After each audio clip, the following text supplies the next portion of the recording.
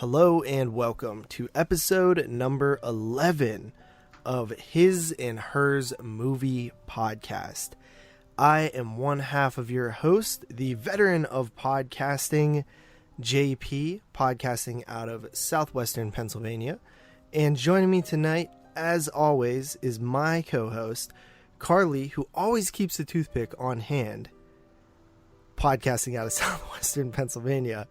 And it is March 19th here. That's a new thing I'm going to start doing. March 19th, 2020.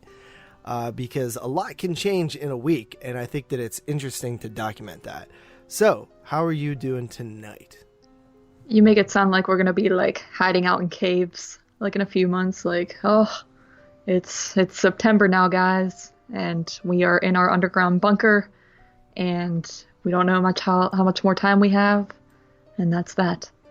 But anyway, yes, I'm doing all right, I guess, as good as I can be. How are you doing? I'm doing all right, just hanging in there. So a couple of things. Did you catch my intro? You didn't comment on that? I did a little laugh. I was like, you said about me having a toothpick. Yeah, do you know why? No. Do you not remember that from the move? No. That's why I didn't want you to question it after the fact, because I didn't want to look dumb. It has to do with do with something being stuck in your teeth. Was it at the beginning of the move, or kind of? Because the thing about this move, I'll say right off the bat, is I watched the first 30 minutes of said move last night, and then I was tired and very sick last night, so then I finished the last... Tell them you're sick, dude. Sick from being hungover, sick not from dying of any said viruses sick. So I'm fine now. But yeah, I was pretty sick and nauseous last night, so I was like, I'm going to finish it today. So I watched a half hour last night and an hour today, so I feel like the beginning of the move might not be as clear to me as the rest of the movie, but that's okay, because it's like that, the hour after is when everything kind of goes down anyway, so. Okay, well, I'll explain why that's funny a little bit later. But first of all, I just kind of want to say, like, wow, man, the world... When did we record last? Tuesday the 10th of March. Tuesday the 10th of March. Yes. So, yes, last Tuesday. So, a week and 2 days. 9 days. Pretty much, yeah. Wow. So much has happened since...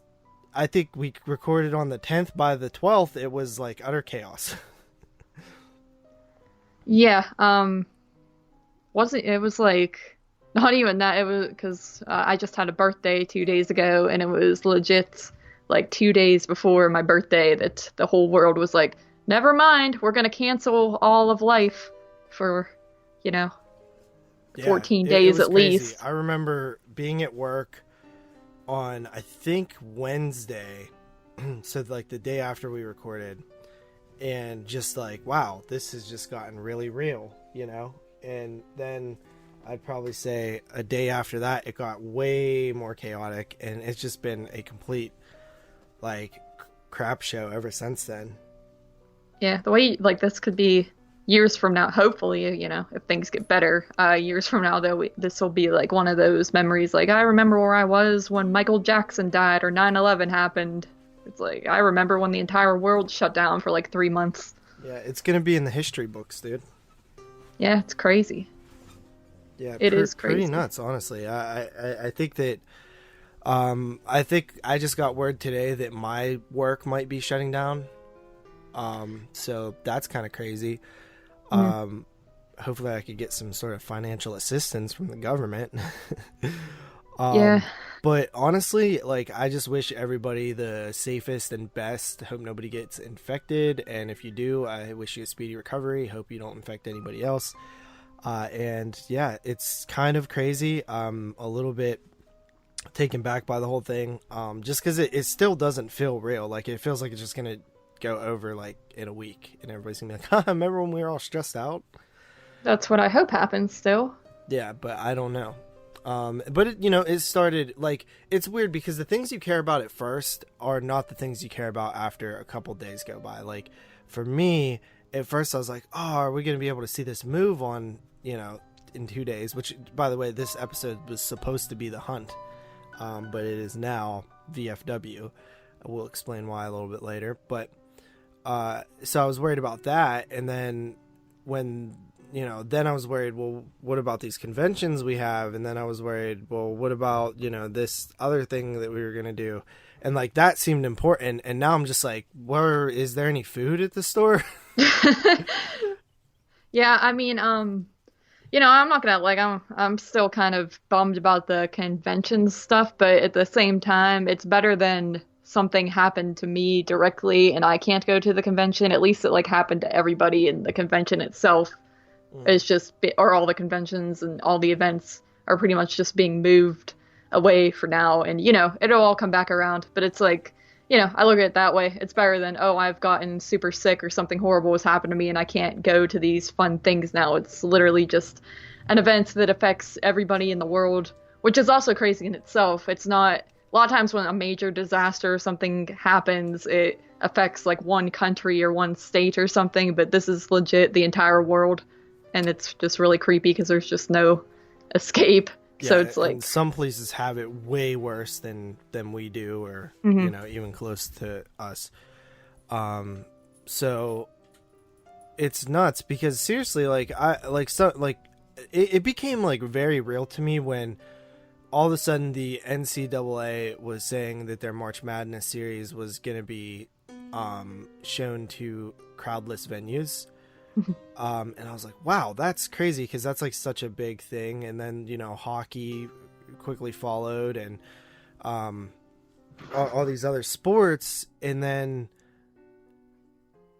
all of a sudden like the NHL postpones their season, and I was like, holy crap, like that's insane. Like I couldn't believe it. And then the NBA, and then or whatever came first. And like, you don't really follow sports, but like, I could tell you right now, like, these sports people, like, will do whatever it takes to put on, like, these events because they're millions and millions of dollars. And then they start pulling movies and theaters start shutting down. And I'm just like, wow, like, the entertainment industry just fell off a cliff. Concerts, theaters, sports. Like, what is there to do right now except for watch the move, Shut up. No, yeah, I know it's crazy, and I feel lucky today that I work in healthcare, so I don't think at least I don't think, unless it gets super serious, who knows, but I don't think, my doctor's office will be shutting down, so I do get to stay and work, so I am grateful for that. It's just insane that everyone's just like suddenly doesn't have a job or they're working from home, and it's nuts, very nuts. And like you said, there's no entertainments. My friend had tickets for wrestling that she spent like $300 on, and that was like on a Monday, and I think we were hanging out on Saturday and it got canceled right then, and she was just flipping out about it because it was just crazy. And then like the school, I felt horrible for like all the schools around us too, like not just the colleges but the high schools, like people with their senior years. I just heard this one school, not the one I went to, but one nearby, they shut down they're not going to have a prom this year, and they're not going to get to graduate. When we stopped at Jackson Farms yesterday, the girls in there were talking about their prom being canceled and stuff. Yeah, like that would devastate, like as a teenager when you have nothing else to really worry about, that would like be devastating to me to like not have prom or graduation or any of the end of the year events, especially for the college kids too. It's like, they spend all these years in college and they meet these people from over the world to become their friends, and then all of a sudden they're being kicked out of their dorms and said like, oh, you're finishing school online, you're never going to see these people again. So it's just very sad situation. Yeah, see, I don't know much about that stuff. Well, I mean, that's great, dude. Good for you. You're telling me about sports that I don't care about. But I'm just saying, you're like how devastating it would be to not go to graduation and prom and all this right, stuff. Yeah. And I'm like, oh yeah. You're like, I dropped out in 8th grade. But no, seriously, I'm a little, concerned. I thought this stuff was funny, not really funny, but I like thought it was a joke. like at first, like when it was, that people were like talking about it coming here and being like bad and stuff. I was like, yeah, just like all the other, I think the world was kind of looking at it like that. Oh yeah, just like all the other viruses that didn't really affect us, like Ebola and stuff. I mean, it affected people, but didn't really affect like us. But I think that we'll make it through. Hope life returns to normal and the consequences aren't that deep. But we've had it rough before. Like, I mean, I remember like things getting really expensive during the new millennium, and then also after 9/11, and we were like rationing and stuff for like the military. Like a lot of people forget about that, but that was pretty crazy too. I mean, I don't really know about a lot of stuff, to be honest, because this is the first time I've been like an adult and having this stuff go on. You figure most of the things like even the freaking swine flu or whatever that came around 2009, I was in like 6th grade, so I didn't care about that. That was kind of a big deal. Obviously not as big as this, but and then 9/11, I was 4 years old when that happened. So to me, I don't even remember 9/11, if I'm being completely honest. Yeah, like I at all. remember like gas getting really expensive. Mhm. And I remember like, for some reason I remember like having like shortages of water, like bottled water, and like certain like products were like we needed to like save for like the military. And like I remember recycling being like a big thing, like, hey, we need you guys to do. I don't remember really that much, but I remember it feeling different. So yeah, it's interesting literally how much a week and 2 days can change. Like we weren't even talking about this last week, really. Yeah, I mean, yeah, I don't even remember last week what it was like. Doesn't it feel like we recorded like a month ago? Yeah, it does. So much has changed.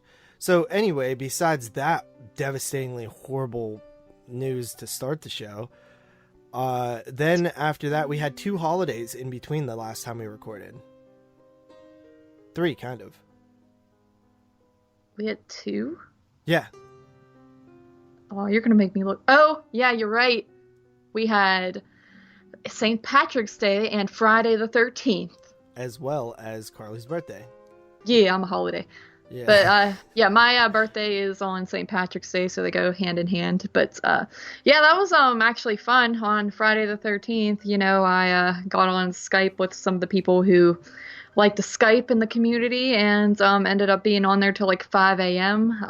They do it more often than I do, but that's the second time I've jumped on there on Friday the 13th, and I enjoy doing that because it makes Friday the 13th seem like a bigger day. Like it actually makes it feel like a holiday. It's like you wake up on Saturday and you're like, oh, it's the 14th.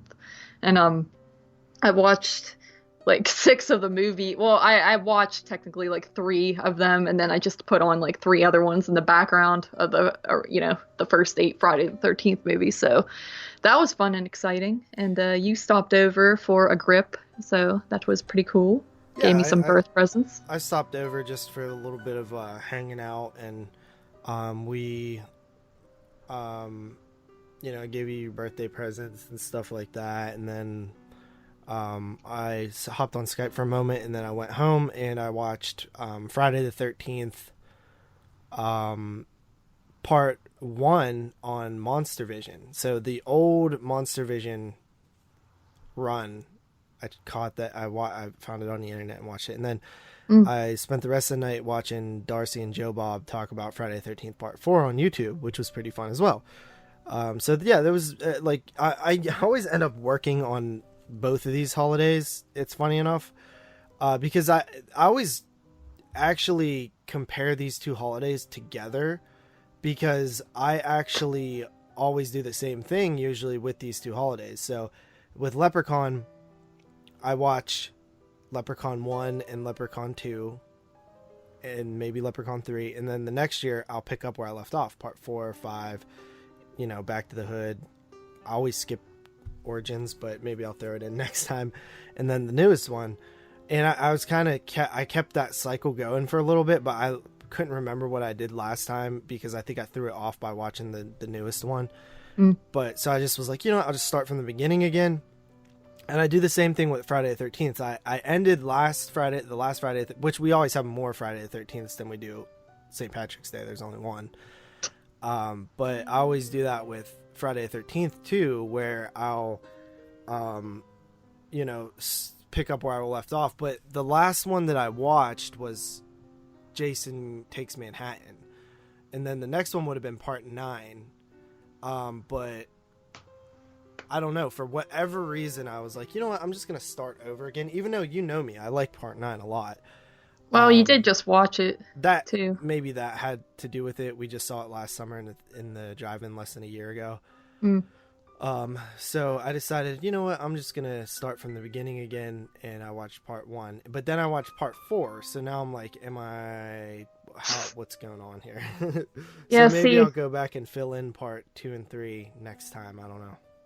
Yeah, I was trying to do that too for a while, where I just went in order, but I know me, I really just don't like part 9 and part 10, and I just know once I got to that point, I would probably give up and start at the beginning again instead. But I usually put them all in a randomizer and randomize, in which if they land on part 9 or part 10, I usually, cough and accidentally hit the randomizer again, and lo and behold, it'll land on a good one. So that's how I, do things. I don't think it's cheating.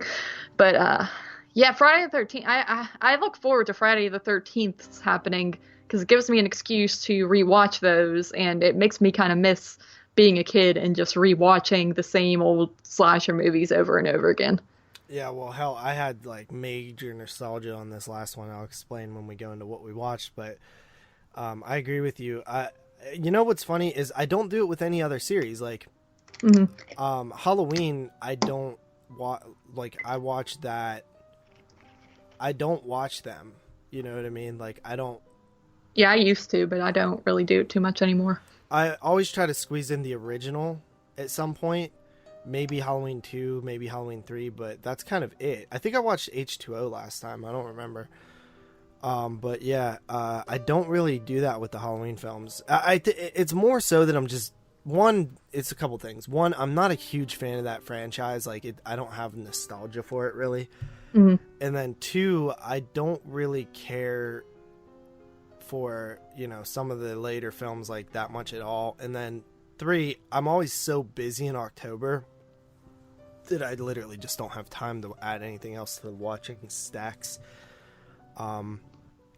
But I like even Jaws. Like, I don't watch the Jaws films in the summer. You know what I usually do is watch I Know What You Did Last Summer 1 and 2 though. Yeah. Last couple years I've done that. Yeah. I used to watch the Halloweens, especially because around Halloween they marathon them usually on AMC. It's not it's just the ones that they have the rights to or whatever. So it would always skip like part 2 or something like that, and like H2O. But so I would do that, but in recent years, I'm just not as into it anymore. I had a lot of nostalgia for Halloween, but I'm starting to find that I don't like them as much as I used to. Like, I can kind of see what people mean. They're not that great, but I do have the nostalgia. But I think Friday the 13th has become like my new favorite.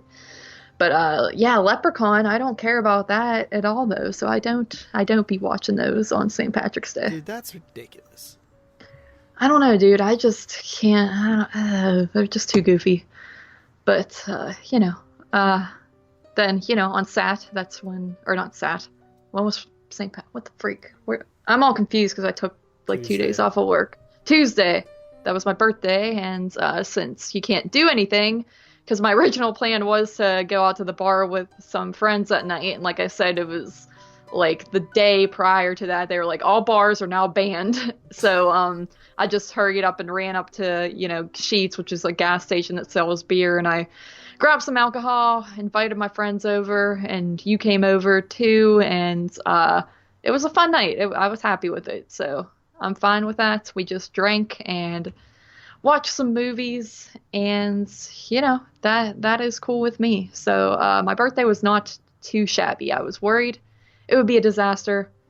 This also, like, I feel bad for people who are turning like 21 this year, because I saw a few people with like 21st birthdays in March, and it was supposed to be their big birthday, and now it's going to be like they can't do anything. But get over yourself.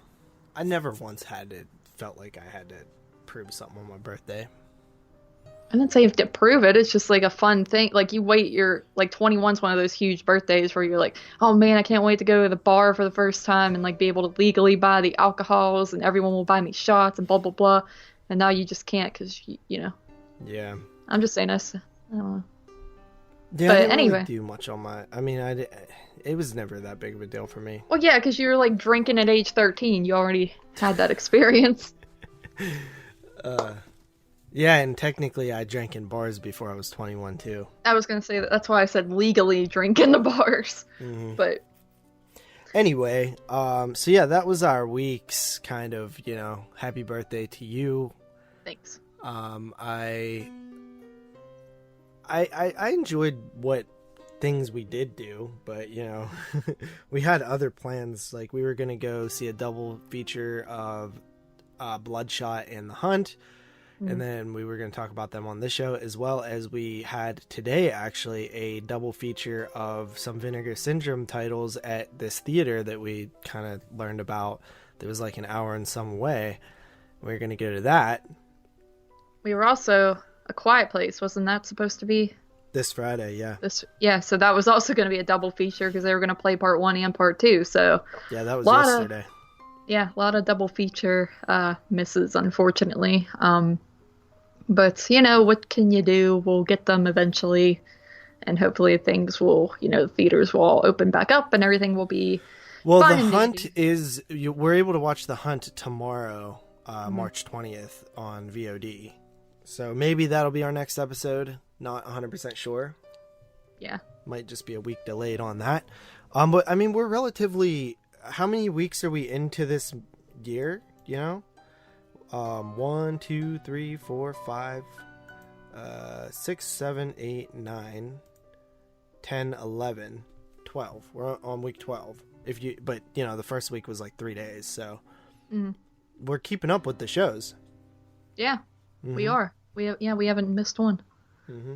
Well, we had one late one, but you know, still did it. Anyway, why don't we? What's that? Watch the move. Why don't we talk about what we watched? The move. Okay. Who shall go first? You shall go first. Shall I? Mm-hmm. What did I watch last time? Okay, let me pull up my list, and we will go from there. All right, so here's where I left off. Watched a good bit of stuff, actually. First up, I watched a movie, actually an 85 movie that I hadn't watched or really even heard of, and it is called Blackout. It was like a made-for-TV psychological horror thriller film, and essentially it's about this guy. It opens up with this neighbor goes over to this family's house and finds that the wife and her kids have been murdered and the husband is nowhere to be found. So it is believed that the husband murdered them and then ran off. And then you kind of cut to this other scene where you have these two guys driving about, and you assume one of them is the husband, but they are in a major car wreck. One of them dies and the other one gets horrible amnesia, and they're like in this completely different town. So the one with the amnesia wakes up in the hospital, and of course he doesn't remember anything, not even his name, but you know, the doctors kind of say like, hey, the one guy passed away, so there's like a 50-50 chance that your name is this. I forget what they say, but so, you know, he kind of rules with it, starts this new life, and gets involved with a nurse who actually was taking care of him in the hospital, and he ends up, you know, marrying into her family. She already has 2 kids from a previous relationship, and he's just, you know, a nice guy, but then this detective dude from the town he lived in gets word of him being in this other town, and he's like, I think that's the guy who, you know, killed his whole family. So he goes over there and he's trying to, you know, investigate and prove this, and the guy's like, there's no way I did that, I'm a good person, and, you know, his wife is even like, there's no way, he's such a good person, he couldn't have done that even if it wasn't his past life.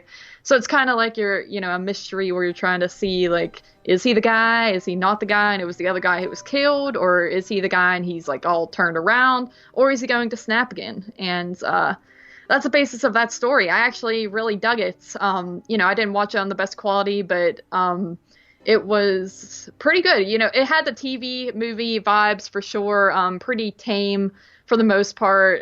Definitely more thriller up until like the ending. I would say it tapers into more horrific things, and of course the beginning where you see the mom and her kids murdered. But I enjoyed it. It's one of those little, I guess, gems you can say that I was glad I got to check out, and I recommend you watch it as well, JP. Yeah, it's on my list. Cool. But yeah, that was a cool one. Always fun to find one that I'm actually into. Then after that, I actually watched The Conjuring. I haven't revisited that one in several years, and yeah, that's a really good movie. It still holds up pretty well. The only thing I never really liked about it was the ending part where you kind of get into the more exorcist-y stuff going on. I think it gets super just over the top and unrealistic, and it kind of takes away from the scare factor. But there's a lot of moments in this film that are really creepy and just give me goosebumps, the chills throughout it. There was one jump scare part that made me jump, and the jump scares in it are all done pretty effectively, where it's not too in your face or obnoxious. It's just the kind that come out of nowhere and actually are pretty creepy. And just the stuff with the Warrens is really eerie as well. Just the whole movie, I mean, the characters are super likable too. The daughters, you feel bad for them, you feel bad for the whole family. So Conjuring, that is a good one. I'm glad it's still held up. Like I said, I hadn't watched that since high school, so was happy to revisit it. Then after that, another 85 movie I decided to just throw on the one night. I had already watched it, but I wasn't in the mood for anything too serious, and that was Once Bitten. Jim Carrey, I believe you talked about this one on a previous episode on here as well, but if I could describe that movie in one word, it would be like hella cheesy. Yeah. Did you notice the guy who comes up to their car is the guy from Friday Part 5 with the chocolate bar? The guy who molested Corey? Yes. I guess, yes. That guy. He comes up to their car at the beginning of the movie, Jim Carrey, and he's like, do you guys have any... It was some sort of food. Yeah, allegedly. But I don't know. I just noticed that this time around. But anyway, yeah, Once Bitten, honestly, it's okay. It's obviously a horror comedy, more of a comedy than anything. Teen comedy. I don't like it that much, though. The comedy aspects don't really work for me, much like, Transylvania 65000 or whatever. It just doesn't really make me laugh or anything like that. But it's one of those ones that's it's not to be taken seriously, obviously, since it is a comedy. So it's not horrible, but not really my cup of tea. Not one I would really ever want to watch again. Then after that, that's when we got into the Friday movies and watched Friday the 13th Part 2 up first. Great movie, one of my favorites for sure. That one and Part 1 go back to back on being my favorite Friday film, honestly. Part 2, I think it's got a lot of creepy moments with Jason. I like Sackhead Jason, and I think he's very scary and just menacing. The characters in that are some of the most likable and fun, and that one just in general is like one of those fun ones, like the part where they all go to the bar. I always love seeing that stuff in these 80s movies. It makes me wish I lived in the 80s and just could hang out with everyone and drink, and that's kind of how you occupied your time. And everyone just seems like they could be best friends and get along in this film. So Friday 2, I love that one. Good one. Then after that, I watched Friday Part 4, Friday the 13th 4.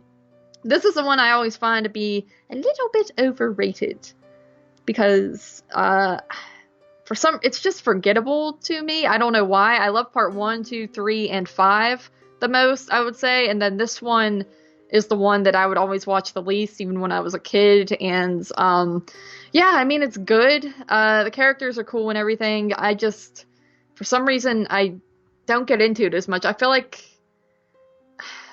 I just feel like the characters aren't as fun and relatable and memorable, I guess. One? Part 4. Dude, get the... What? Okay, I get it, dude. He's like, oh, I'm a dead F or whatever. Like, yay, that's hilarious. I don't know, dude. I don't like. I like it. It's a good movie. It's just not out of the ones that I like. It's not the one that I would grab the most. You tell So me you didn't relate to Corey Feldman. I feel like can I be honest? When I watch a movie with Corey Feldman on now, since we went to that convention that he was at, I kind of have like a distaste for him because I got like a bad vibe. Look, he's different when he's a kid, though. I know, dude, but I just like I look at him and I'm like, you're gonna grow up to be kind of full of yourself, bro.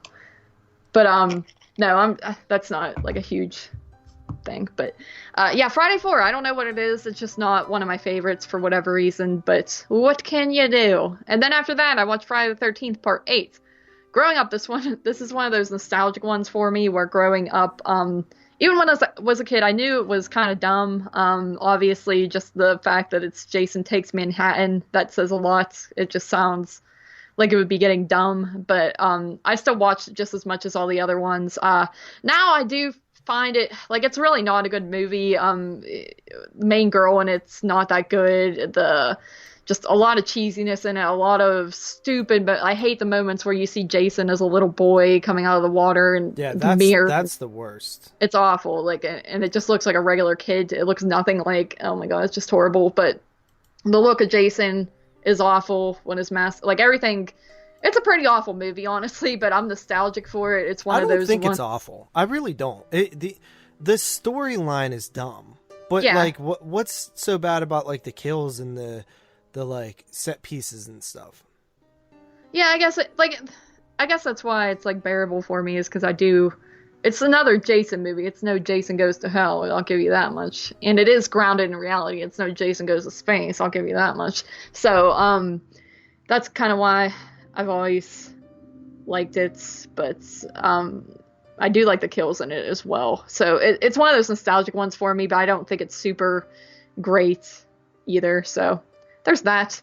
Then after that, I watched a few Omen Johns. Yeah, the Omen, original Omen. We were supposed to do the Omen films this week on 22 Shots, but it got canceled. So Carly was supposed to guest on that, so she is extra prepared for when we do it and whenever. You guys are still going to do it? Yeah, we have to. It's a Patreon show.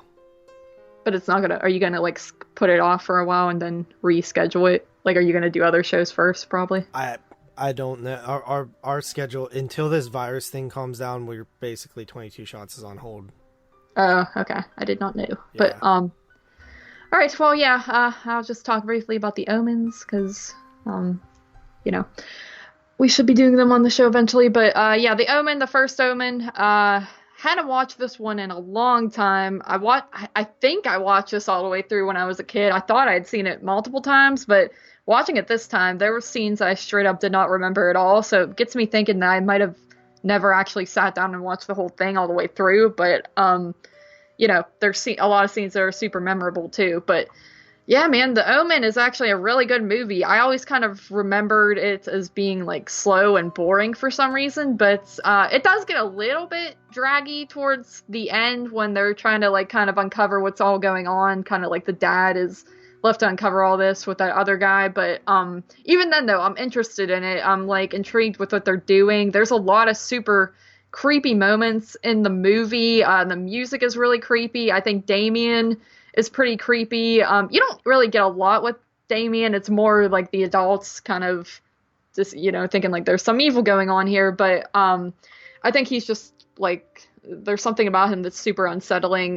There's just a lot of unsettling scenes in the movie, and another one of those ones where I was just getting chills throughout the whole thing. So I really grew to love and enjoy this one. So it was actually cool to rewatch it. I just picked it up on VHS actually recently, so that gave me a reason to finally go ahead and revisit it. So I enjoyed that. Then after that, I actually skipped to the Omen Part 4, mainly because I didn't own Part 2, and I know Part 2 and Part 3, at least I think, are direct continuations to Part 1, and I knew that Part 4 was not. It's a TV. They try to connect it a little bit, but not really. And that's just like a TV movie. It's essentially like a remake with a girl. So figured I would just skip to that one since I knew I didn't have to watch the other ones really to watch it. But yeah, Part 4, I saw this one on TV as a kid as well, and I had always thought like I enjoyed it, but upon rewatch, it's really not that good of a movie at all. Like I said, it's like a bad remake with a little girl and just minus all the atmosphere and scariness. The music in it is almost like silly at times and not fitting. Like I can't really describe it that well, but it's just not that good. The little girl just kind of annoys me. Her face is annoying. She's trying like too hard to be evil, it feels like. Reminds me of the girl from Case 39. I forget what that girl's, Jodelle something, but she kind of looks a lot like her. But yeah, not that good of a movie. Like I said, it is a TV movie though, so it's not the worst thing in the world, but just not the greatest. Then after that, not even finally, I have one after that too, but the Omen remake I watched, pretty horrible. It's pretty much like a Psycho 98 type of deal where not only is it like a scene by scene remake, but a lot of the dialogue is almost exactly the same, especially watching it right after seeing the original. And it's got Liev Schreiber in it, who I think is I don't like him that much at all. Cotton Weary. Yeah, that guy. It's him and Julia Stiles. Like, you pick the most blandest people in the world that you could find. And then they have Mia Farrow playing the creepy nanny who takes over. So that was kind of just very weird casting. But yeah, it's not that I had never seen the remake before, so I was always curious on it. I didn't realize it was one of those nothing. This is when people say like, oh, remakes are unnecessary, I don't agree unless it's this type of remake where you're just completely redoing the whole movie almost shot for shot, just with worse acting. So, not a fan. And then finally after that, I watched Annabelle again. Revisited. The first one? Yes, because it's in my collection for the YouTube thing I do. So I've been trying to watch those and pre-record those.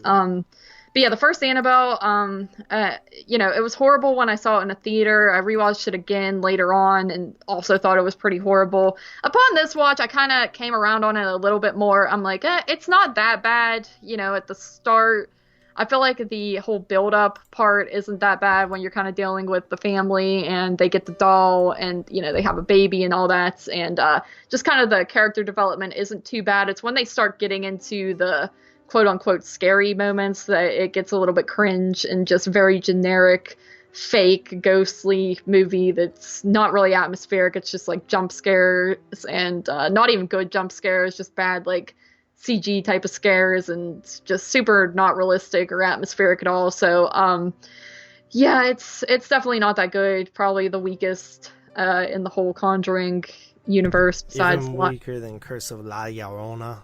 I was just going to say, except for La Llorona, because I forgot about that one. That barely even counts. They just do a very minuscule tie-in with that, but... Oh, no, it counts. It's hanging on. It's like hanging on by a flashback that happens in the move. Still essentially. Counts.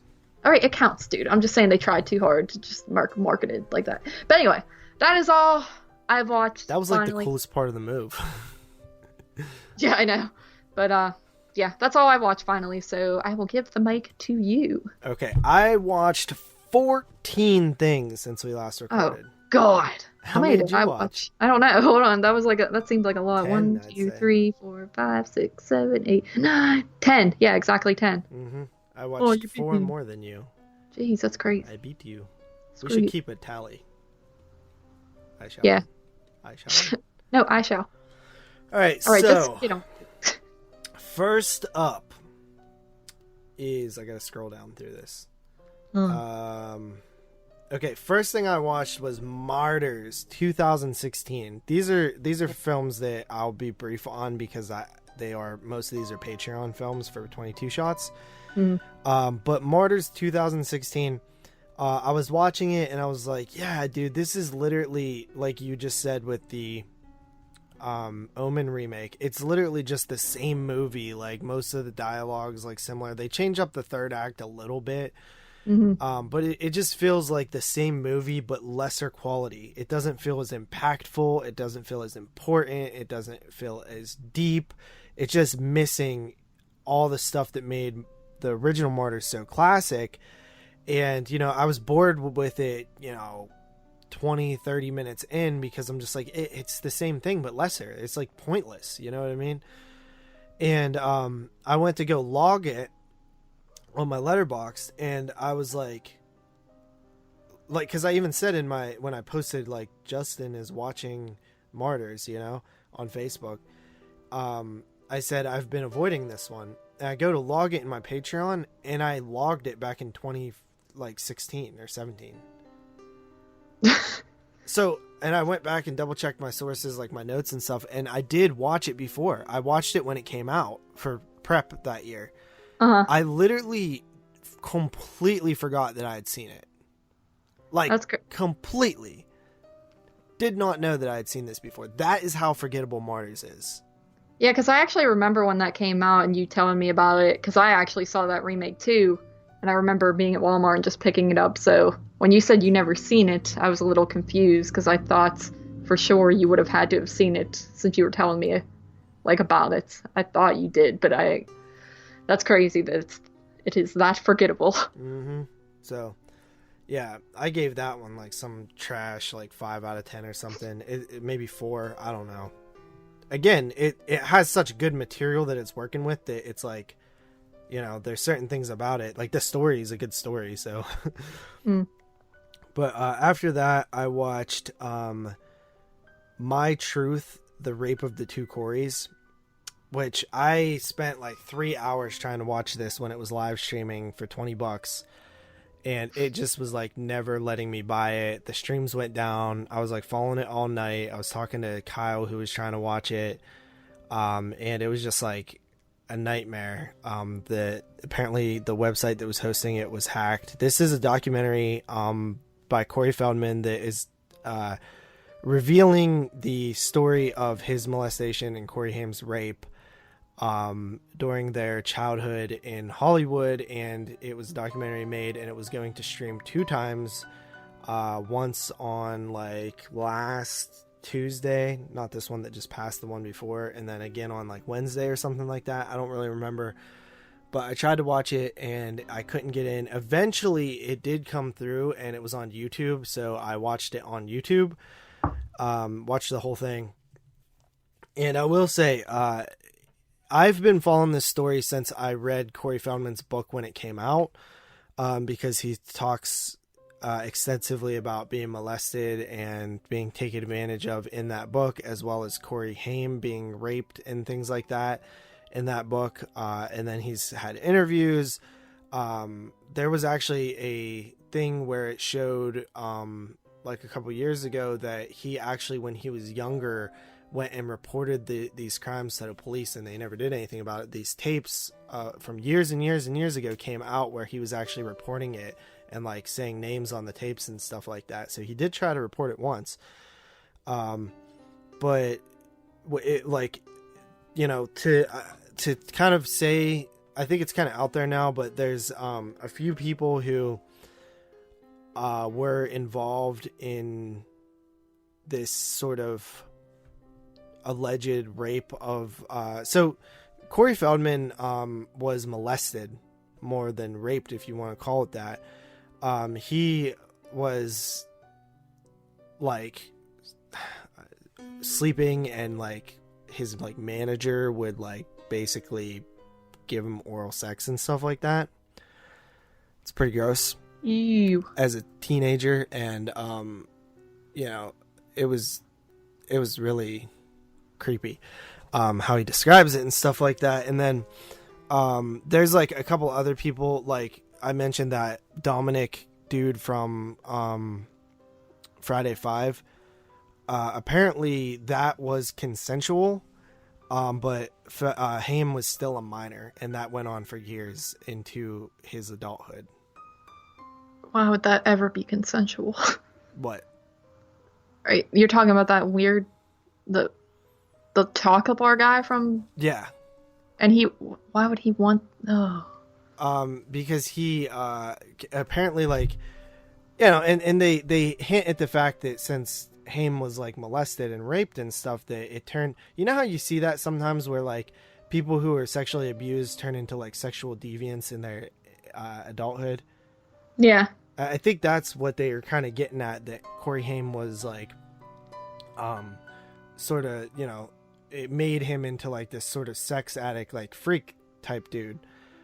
So he was just down to, you know, and he was told that too. Like Corey Feldman talks about this in the book too, but the first time that he ever hung out with Corey Haim was like, hey, do you like want to mess around? And he starts like pulling out his like penis.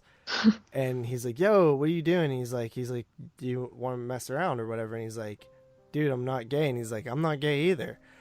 And he says that like all dudes do it in, it's like the boys club or something in Hollywood. And it's just like, it makes you feel like so cringed out that like this was going on, you know? And it made me honestly, like, I know we just had that horrible experience with Corey Feldman, but this doc really did make me feel again, like that he's kind of misunderstood a little bit. And I don't know. I'm kind of on his side again.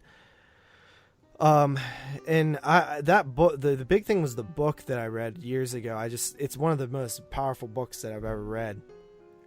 And, they named the main guy who raped Corey Haim when he was 13, allegedly.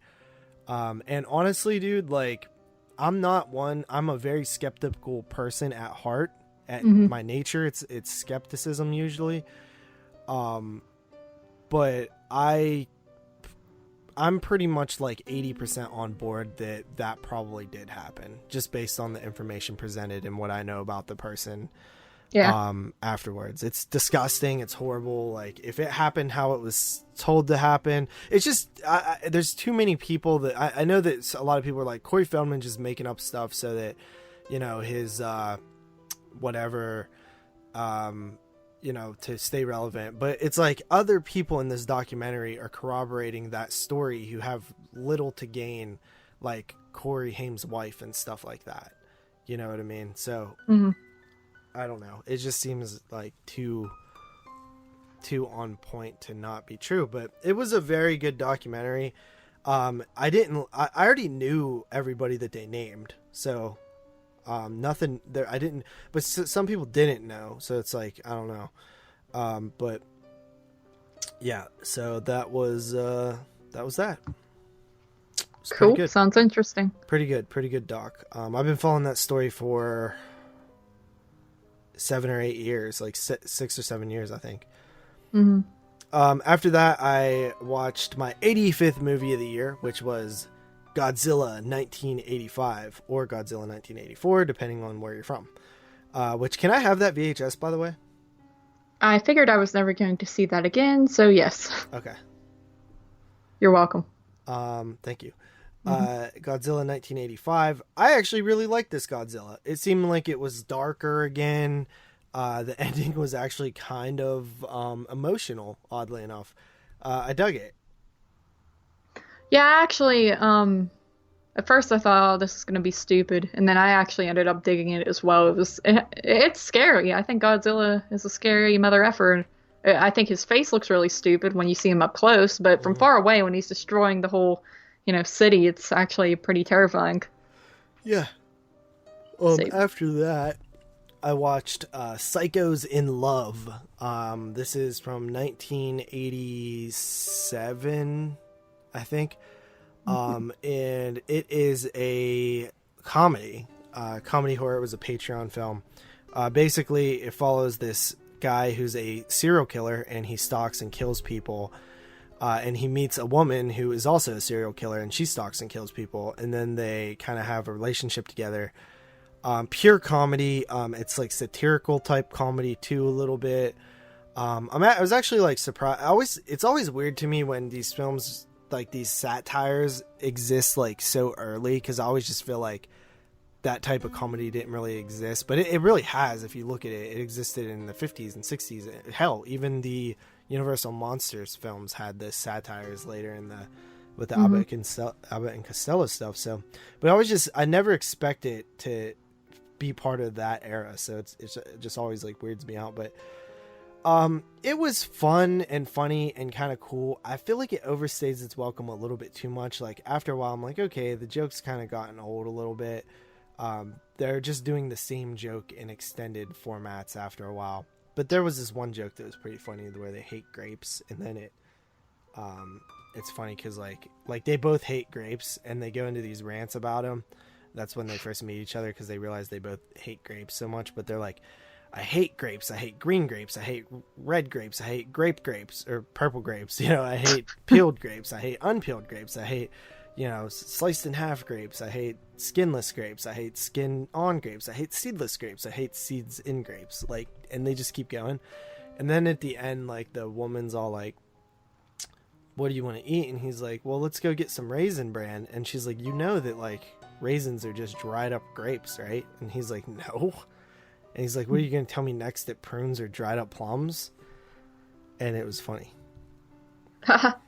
Yeah, but I liked it. It wasn't great. Yeah. I mean, it was good. It was good. Then I watched another Patreon pick, and my God, Night of Horror, 1981. This is one of the worst movies I've ever seen. Really? Yeah. Dude, I put it off for months. I've had this pick for months, like 3-4 months. Since like November or something. I finally decided to watch it. Because every time I would start it, it looked like ass. Like it was VHS quality on YouTube. And I'm just like, ugh. And the first like 15 minutes is like two dudes in a bar like talking about nonsense. And basically, the movie consists of a extended sequence of dudes talking in a bar, and then an extended sequence of driving, and then an extended sequence of a woman reading an Edgar Allan Poe poem in full, and then an extended sequence of driving, and then an extended sequence of talking, and then an extended sequence of them talking to a ghost that you can't see. And then an extended sequence of, I don't know, maybe stock footage of reenactments of the Civil War, and then extended sequence of them talking to Civil War ghosts again, and then the end. Is this a long movie, or is it just feel? It's not long. It's just painfully boring. It's horrible. Do you think 0.5 out of 10. Now, do you think a Vin Sin upgrade would help? No, this is hot garbage, dude. I know you love your Vin Sin upgrades. As your mom said, hot fucking garbage. Laughy face, sideways, laughy face, sideways, laughy face. What? What? What are you saying? I'm saying, as your mom said, hot fucking garbage. My mom didn't say that. Yes, she did. When? When I said it. Oh no, I don't want. Oh, dude, I'm deleting her Facebook. What do you mean? Did you not see that comment? No, was it on the Leprechaun one? No, click on my page. I'm on your page. Scroll down to movie number 87. God. So you watch. Stop posting all your movies. No one cares. Yeah, people. Your mom cares. All right, you said another Patreon watch. This looks like hot effing garbage. Who gave me this shit? And my mom said, ah. Dude, like, she thinks you're friends, and I'm sick of it. What do you mean? I didn't mean for this to happen. Like, she just thinks she's cool or something. She thinks she talks to J-Pick. She does. Nobody. Alright, go along with your next pick. Dude, that movie was so bad, man. It sucked. It was, like, boring. I read I think an IMDb review that, like, just absolutely was perfect for the movie, and I might actually read that review on my review on 22 Shots, because, like, I was just like, dude, I don't even know how to say anything about this movie.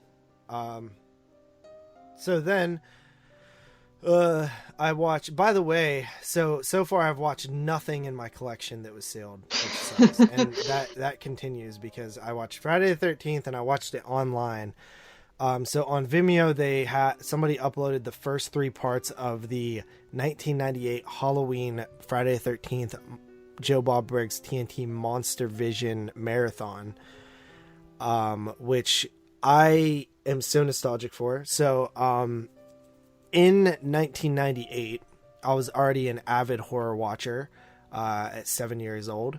And I loved Monster Vision on Saturdays. I watched it every Saturday religiously. It was like my thing. Sometimes it wasn't even horror movies, but I watched it anyway. Like That's why I first seen like Willy Wonka and the Chocolate Factory.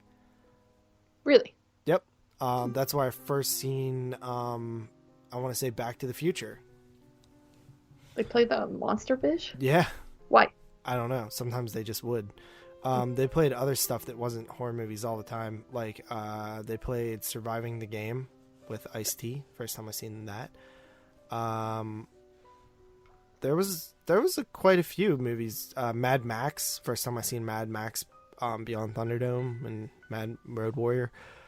But a lot of first times I seen like Phantasm 2, and first time I seen not Children of the Corn. What was that other one?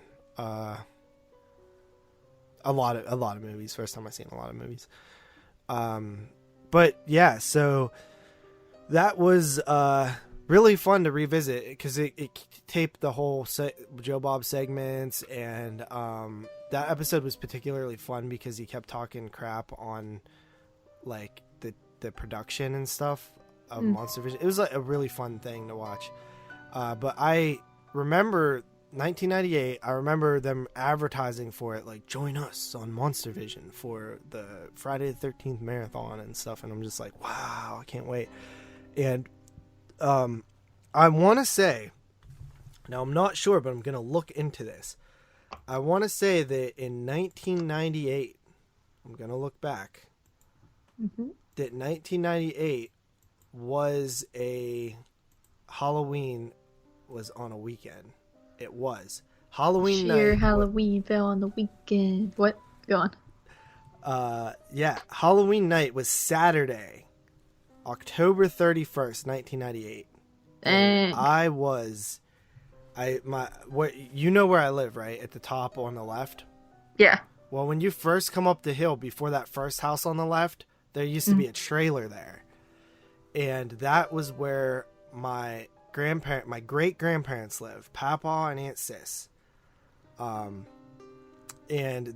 my regular grandparents who raised me during this time, they were going out to like the bar, so I stayed the night there, and I went. Were your grandparents name Chop Top and like I don't know, what's another messed up name? Bunny or something? No, why? I don't know, just like I don't understand why your great grandma's name was Aunt Sis. Aunt Sis. That's your great grandmother. Her name was Allison. I just feel like you guys sound like the TCM family sometimes. And my Papa Giz, as he was called by the rest of the fam. What was his real name? Gaylord. Oh, okay. Well, but everybody called him Dan. Or Giz or Gizzard. Just because it started with a G, and Gaylord also starts with a G, and that just kind of... I don't know why. It just kind of fit. They'd be like, "Hey, Giz." I remember always hearing him say that. No one in my family. I'm Carly. Hi. Yeah, right. Your name's Tree or something. It's Grassy. Shut up. That's just a grandparents thing. That's all. Yeah. Tree.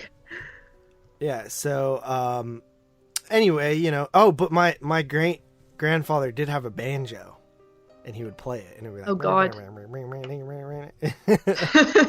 That's scary. Yeah, it was cool. And my Aunt Sis was a complete cat lady. She had like 30 cats. Dang. Yeah.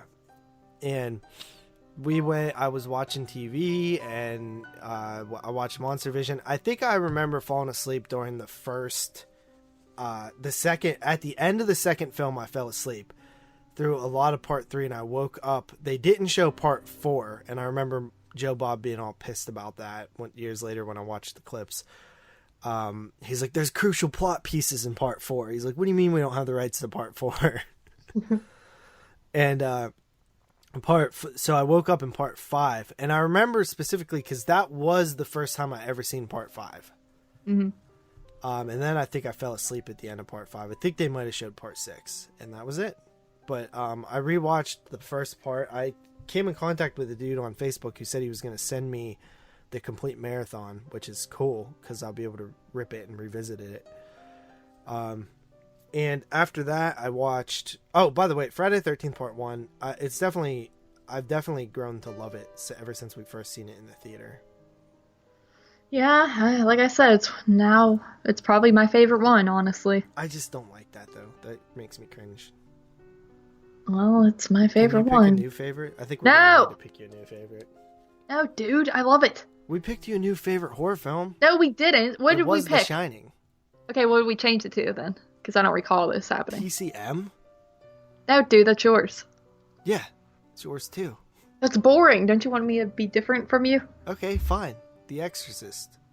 I don't like. No, I do like that, but not my favorite. Okay, fine. Amityville 2. The Shining is my favorite. Jaws. Favorite means favorite. Yeah, we could pick a new favorite. No. Then I watched Friday the 13th, the final chapter with Joe, Bob, and Darcy. They streamed it on YouTube and they did a commentary. It was pretty fun. I want to say that Darcy said something about Feldman that she wasn't allowed this, or she must have told Joe Bob in the past about something, a run-in she had with Feldman that she signed an NDA for, and I think he revealed it on that show, but I couldn't hear what he said. Something about sex parties or something. But yeah, so that's funny. Go back and check that out. Get Darcy in trouble. After that, we have March 15th. Why did I say what date I watched it? I don't know. I watched Peeping Tom.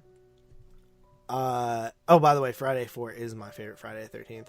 Peeping Tom. Again, none of these are films that I've not watched a single thing out of my collection during this run. I'm so mad. Peeping Tom is a 1960 proto-slasher. Some people say it's the very first slasher. I disagree.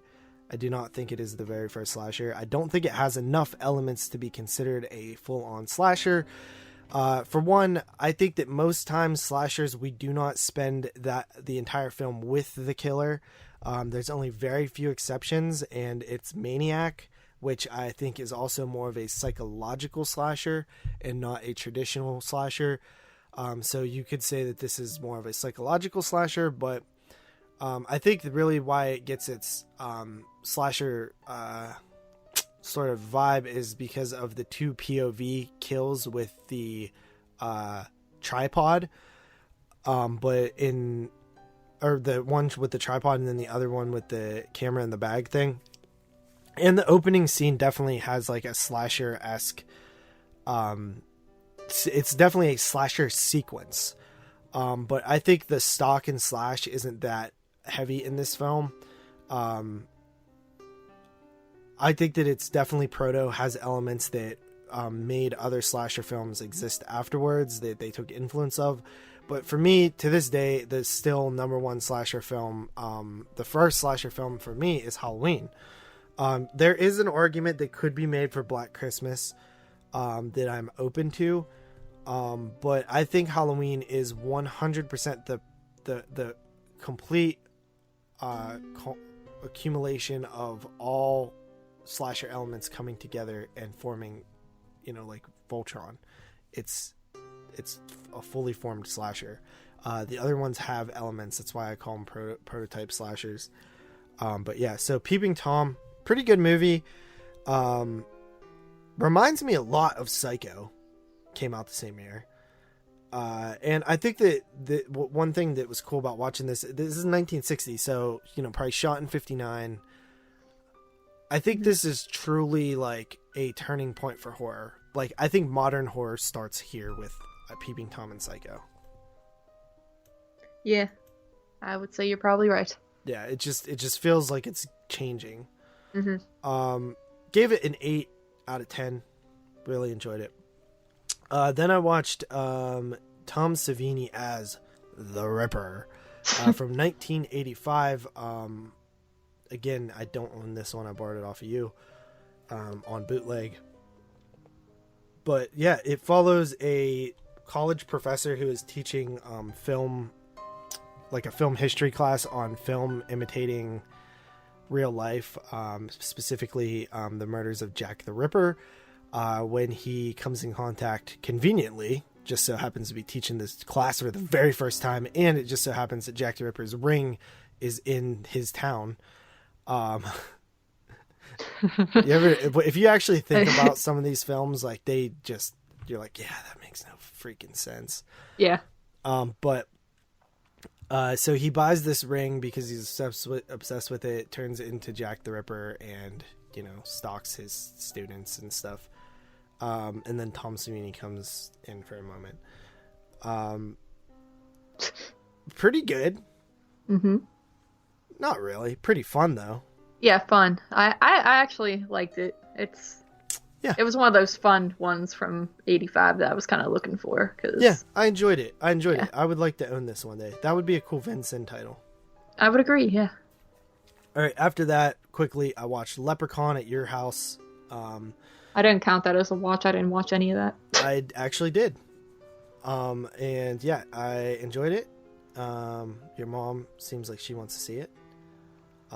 What makes you say that? Because she says, I've never seen this. Now I'm curious. Dude, I'm blocking her. Why?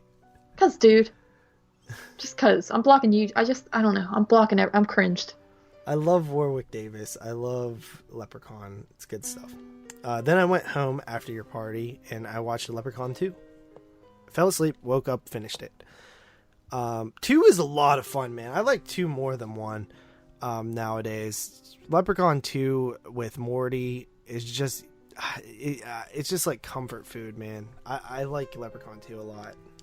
Do you feel I've noticed more and more people saying the first one is slow. Do you feel that way with the first one, or do you not see that like other people? Honestly, I don't see it as slow. I just feel like I've seen it so many times, and the first 3 are all so similar that like I would just rather watch the other ones because they're more fun. And they're actually less goofy, which is surprising. Yeah. The first one's actually a lot more goofy than it was when I was a kid. But yeah, I don't think it's that slow. I just think that, I don't know. I just seen it too many times or something. It's not the one I gravitate to these days. It used to be though. I used to think it was the best one. All right. And then after that, I watched Holla, which is a urban slasher. A TV host goes and hangs out with her friends in a cabin in the woods, and there is a slasher killer there. Stupid reveal. Just honestly not that entertaining. I can't think of any memorable kills. It's very average in terms of slashers. It's just basic. Wasn't the worst thing though. And then I watched Wait Until Dark which was another Patreon pick. This is by far the best movie that I've watched during this run of movies. It is from 1967. Have you ever seen it? I have not. Dude, it is so good. Like, stars Audrey Hepburn. Is she blind in this movie? Yes. I think this was on 100 Scariest Movie Moments. It was. Yeah. Yeah. So it is about a woman who accidentally comes in contact with a doll stuffed with heroin, and these bad guys are basically trying to get it back from her. And it's like more of a mystery thriller, like heavy on the mystery. Reminds me of a Hitchcock type film, where it's like this super elaborate plan of like them coming in and out of her house as like a detective, and like they're basically acting the whole time. Like this one dude's acting like he's a war veteran, buddy of her husband who's out of town, and then like his partner will come in and play a detective, but they're just in regular clothes because she's blind, and he's like, and so the audience is seeing like what's actually happening the whole time, and she's not. So like all these people are coming in playing different characters and stuff, and it's like really like elaborate and probably ridiculous, but at the same time you can't help but be like on the edge of your seat, like waiting to see what happens. And then by the third act of the film, it just gets like dude, they play this blind thing like so good, and like when it gets dark, like it's just done really well. It's like super intense at the end. I loved it. I absolutely loved it. It's one of the best films I've seen this year. I gave it a 9 out of 10. Probably could be even higher. Dang. Yeah, I'd like to check that one out one of these days. That's one I kind of forgot about. I just It's looked it up on Google, and when you said, it like clicked. That was one of those ones some on that show. amazing performances in that one too. Mm. It's funny because you watch all these, 80s films and like 2006 Hollas and stuff like that. And then you get to one of these like classic pieces of cinema, and then you're like, oh yeah, I forgot that there was like levels to acting. There's just, it's like watching Shawshank after watching like a 2006 movie about a killer clown in the woods. And you're just like, oh yeah, I totally forgot. There's acting, and then there's like acting, you know what I mean? Because like the quality was just like so high in this film. And I always need films like this to come, because it reminds me why I love doing this so much, when you get like so into a film. Because I'll be honest, like I have been like in that mode where I'm like not giving full attention to a lot of the movies I watch lately, you know what Me I mean? too. Where I'm Yeah, just me like too. preoccupied and like, pause it every couple minutes and stuff like that. And then like this kind of reinvigorated me a little bit, gave me that shot in the arm I needed. Actually, 2 films did this week. But yeah, so pretty cool. Yeah. And then the last movie I watched earlier today was The Strangeness from 1985. A bunch of people go down into a cave. There's a monster down there, and they have to get out. This movie is really dark, hard to watch in terms of like actually see, but it was all right. But yeah, that's it. That was it. a And lot none of of those movies I owned. Really? Well, I mean, like I own Friday and stuff, but I didn't watch it. I already watched. Oh yeah, those in true. collection. Like none of those films were like sealed or unwatched titles, so I completely failed this week in watching anything. Maybe Godzilla if you count that. Well, But yeah, that sucks, man. Because I was on a roll for a little bit, and I bought like 6 titles, so. yeah, I mean, you gotta crank out them 85 Johns, you gotta crank out them Patreon Johns, it all kind of catches up to I you. have a few more 85s that I haven't watched in my collection, so maybe I'll do those. Yeah. Alright. So that's it. Yeah, without further ado, shall we get into our featured review? Yes, our featured review of V.F.W. This was one of the more anticipated films of 2020 when we're heading into this year. It is directed and written by Joe Begos, who, of course, we know did the film last year that made my top 10 actually at the number 10 spot, as well as a couple of other people's, and that was Bliss. Yes. And if you aren't familiar with that, he also did The Mind's Eye in 2015, Almost Human in 2013. So he is 4 films deep in his filmography. And yeah, so Joe Begos, I really liked Bliss last year, so I was excited for this. And when I read the plot, I was actually even more excited. So the plot to this one, I'll actually read it this time. A group of war veterans must defend their local V.F.W. post and an innocent teen against a deranged drug dealer and his relentless army of mutant punks. Yeah. And it stars Stephen Lang. Yes. You know Stephen Lang. I know his name is familiar. I feel like I don't. He was in Don't Breathe. Wow, dude! I never would have even. That's so obvious now. That's crazy. Yeah, that's what you would know him from. I didn't even think he looked familiar, honestly. Like the name seemed familiar, but I didn't think he looked like anyone. Now I can totally see it, so that's cool. Yeah, he's also in A Good Marriage, which was that Stephen King adaptation, which I've never seen. I mean, he's been in a ton of stuff, but I'm trying to think of what else you would know him from.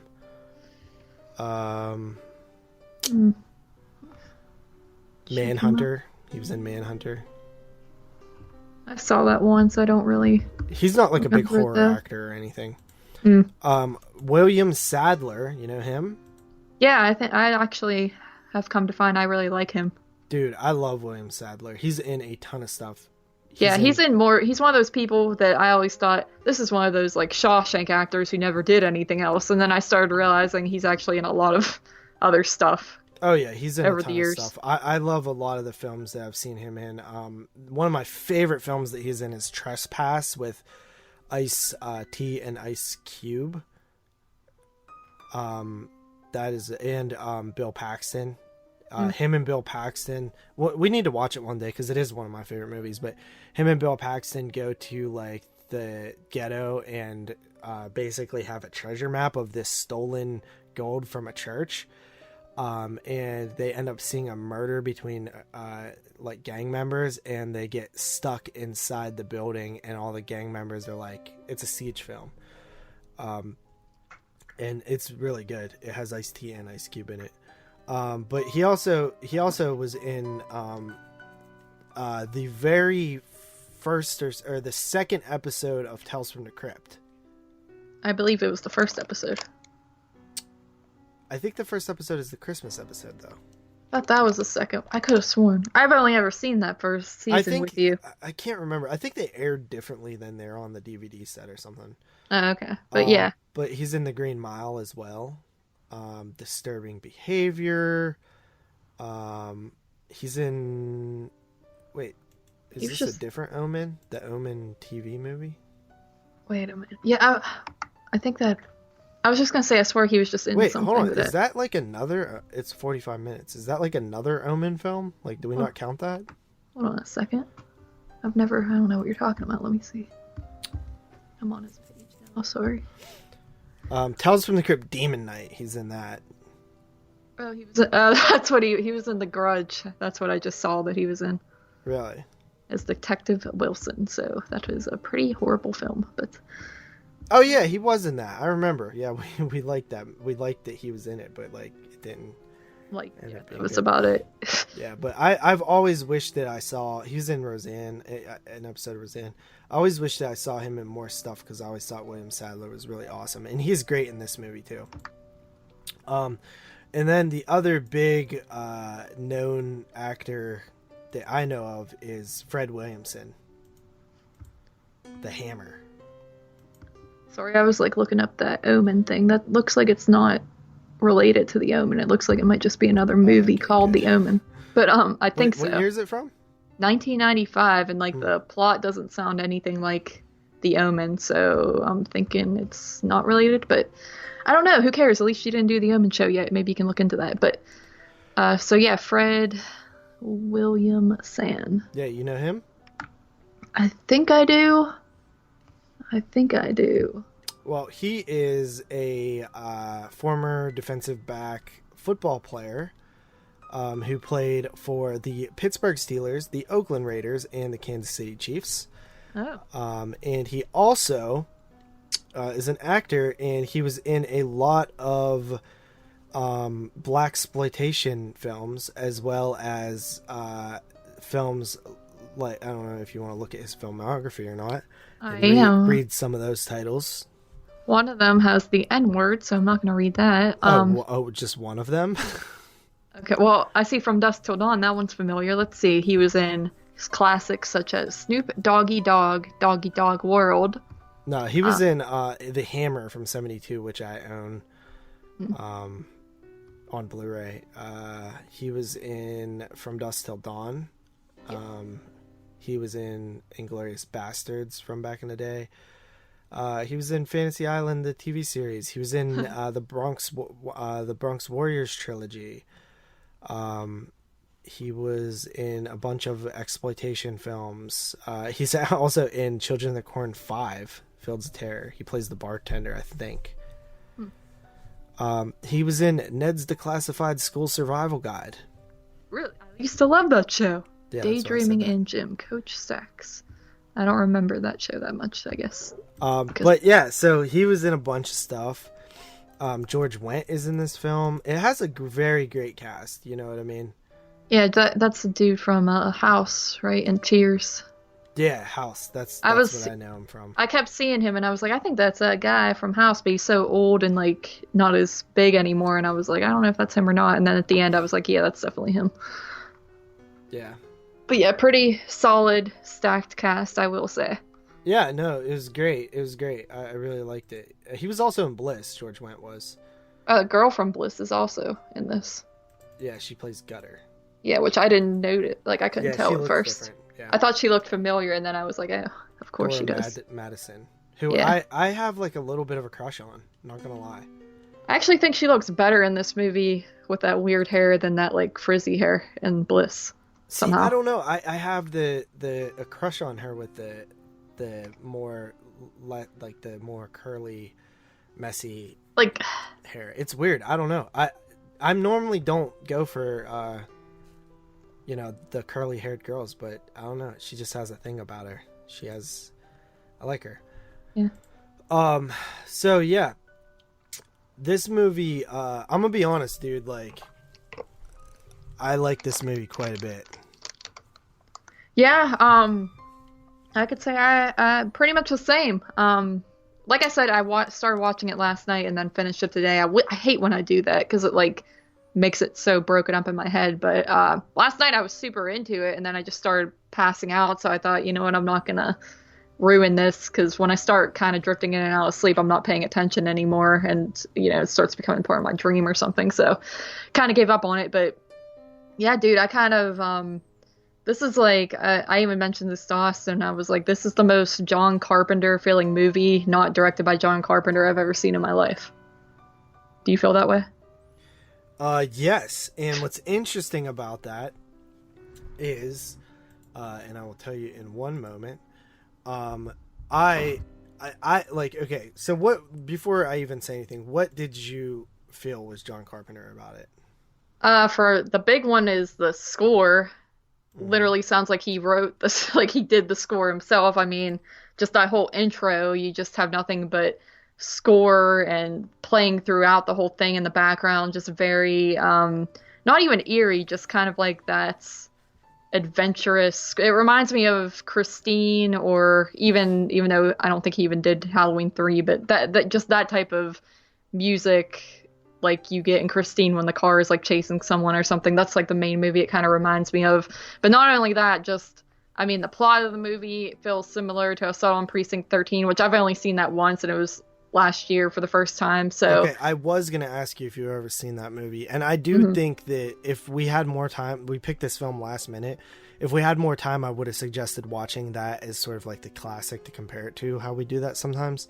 But yeah, I agree, dude. Like the Assault on Precinct 13 definitely has that sort of vibe to it, as well as one thing that like felt very Carpenter to me is the opening, the way that the credits would come up and then it would cut back to these like wide shots of like the characters like getting in the car and stuff like that and driving, and then it would like the music was playing and it would cut to the credits again.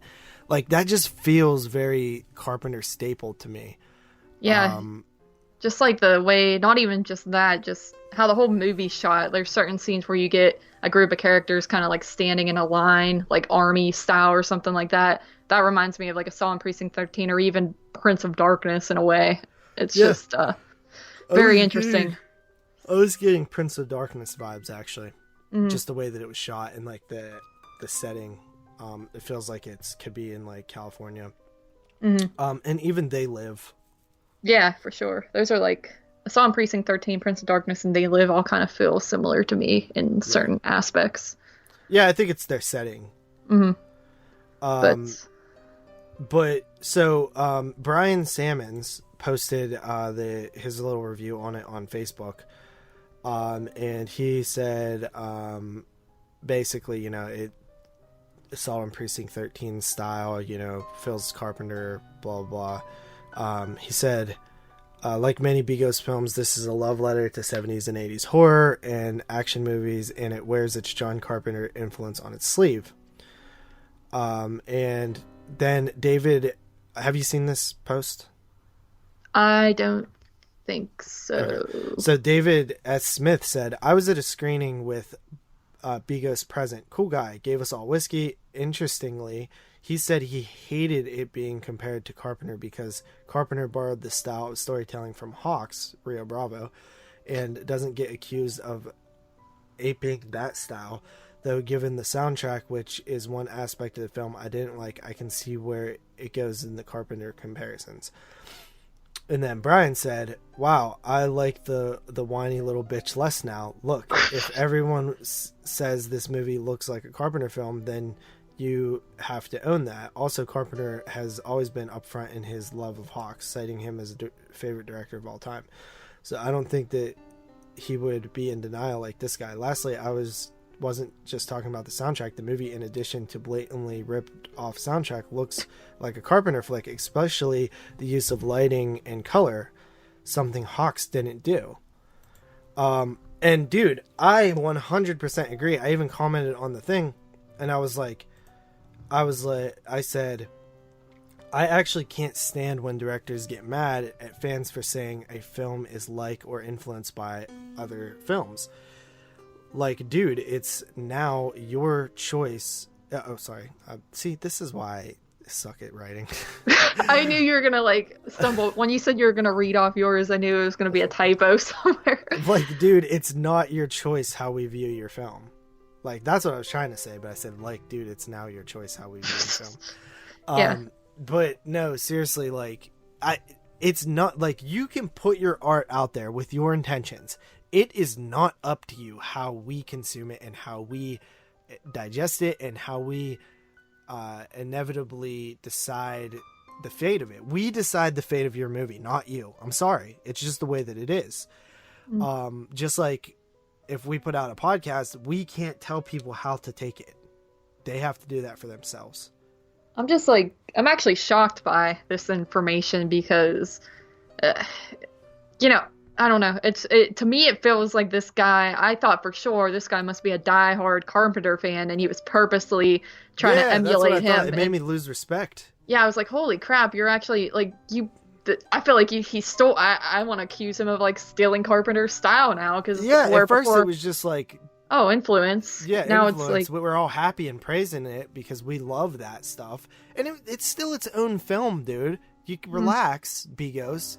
It sucks, we're happy. I was like, it's very high on positive. Begos. Like, he was like the next thing for me.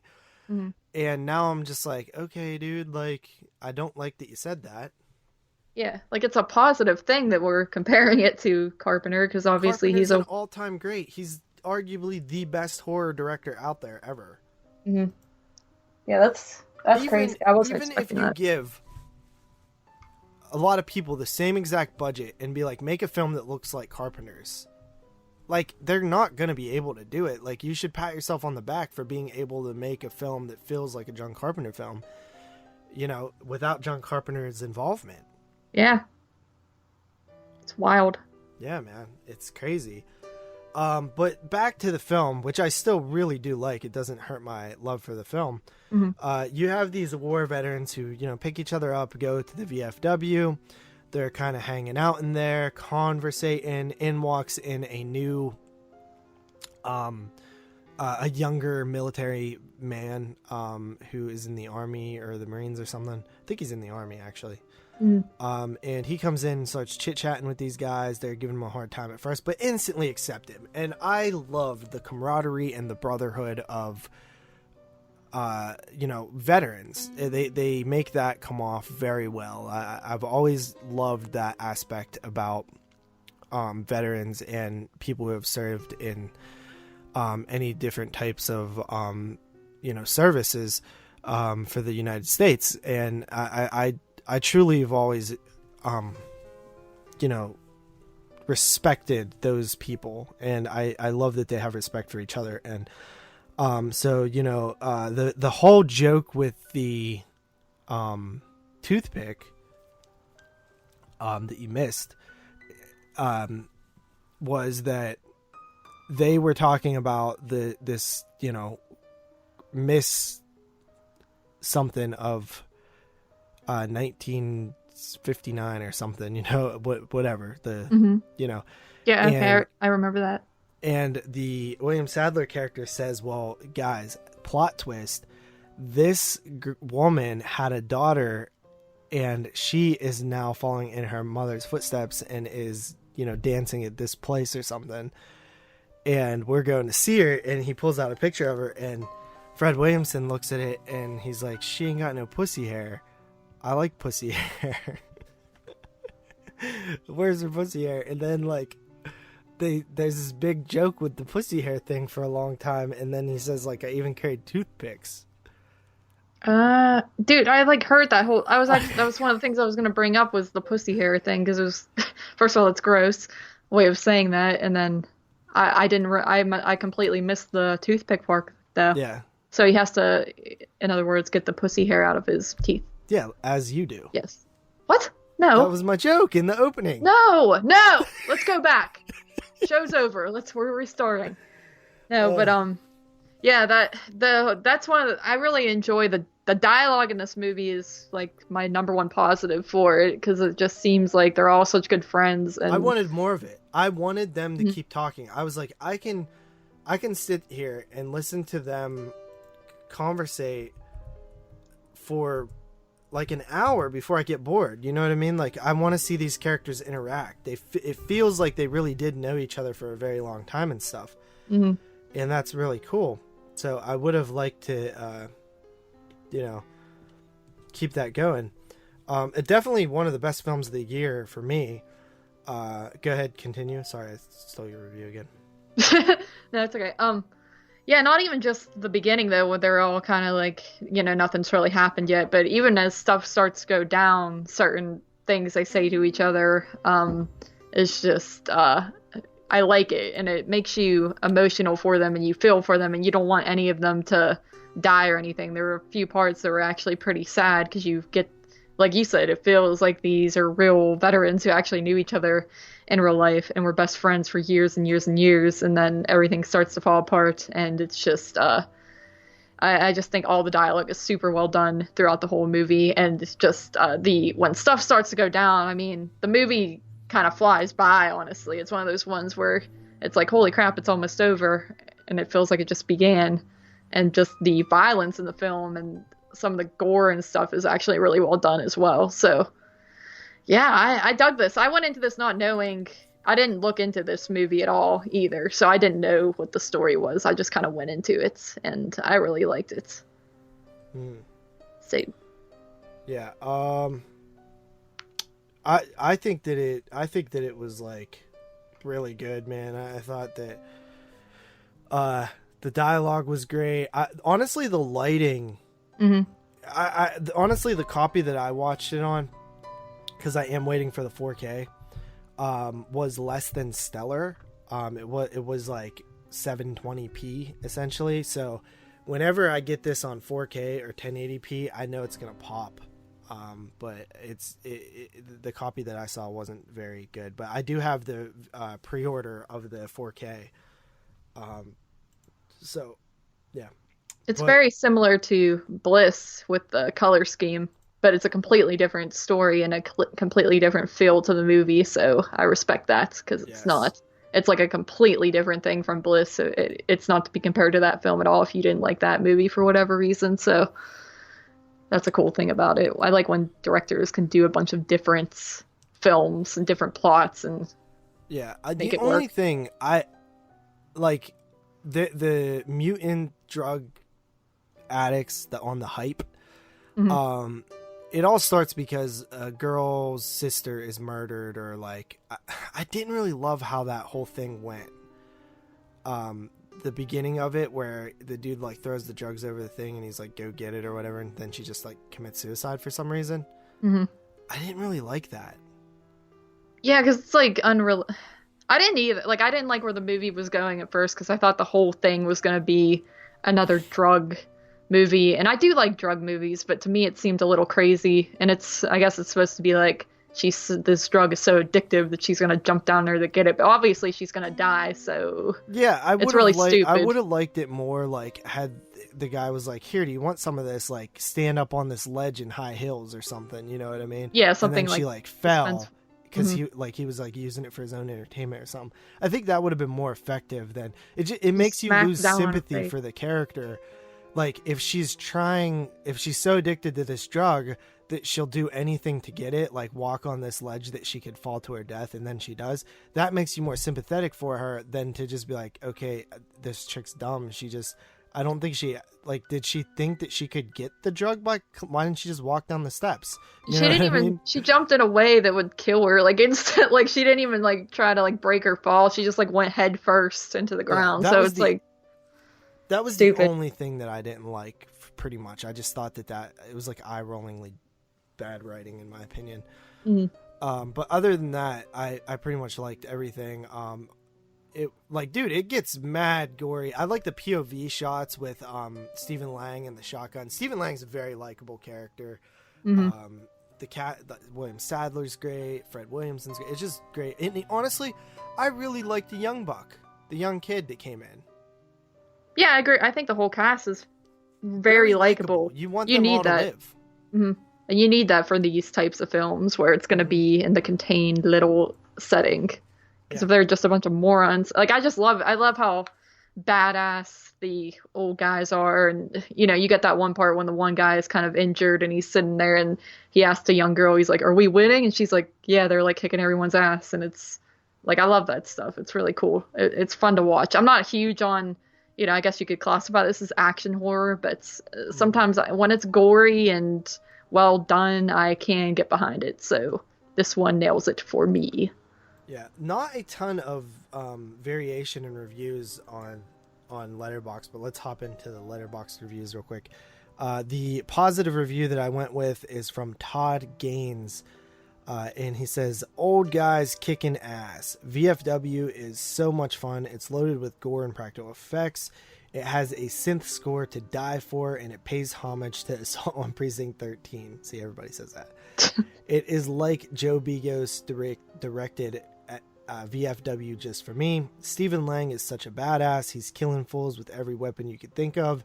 William Sadler steals the movie. He's the heart and soul, and his performance is one I will not forget.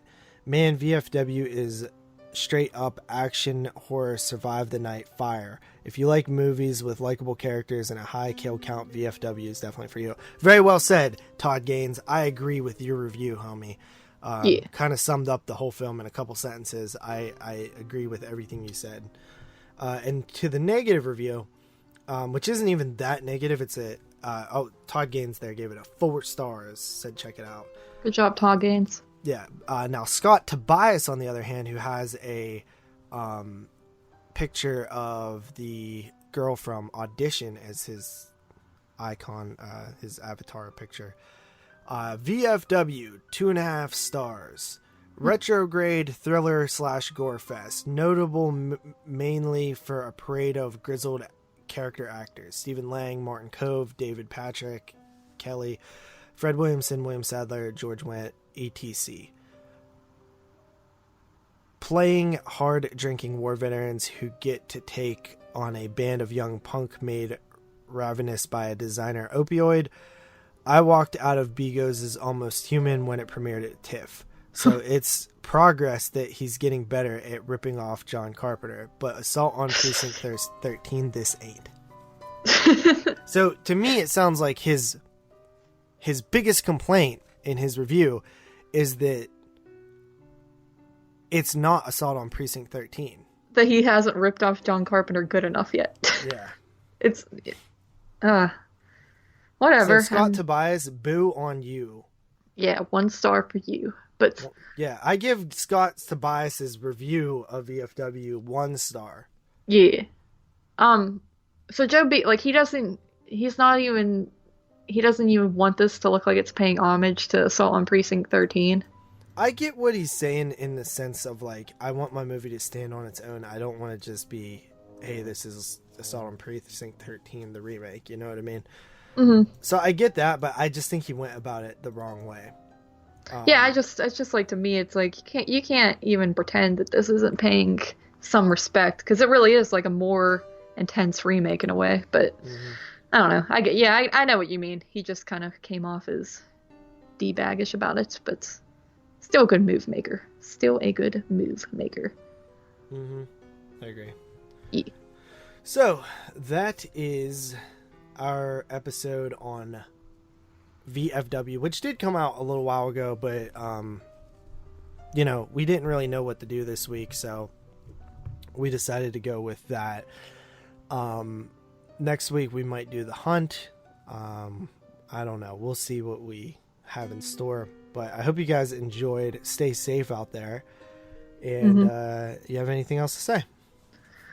Nope, I do not. Yeah, just stay safe, and if all else fails, watch the move.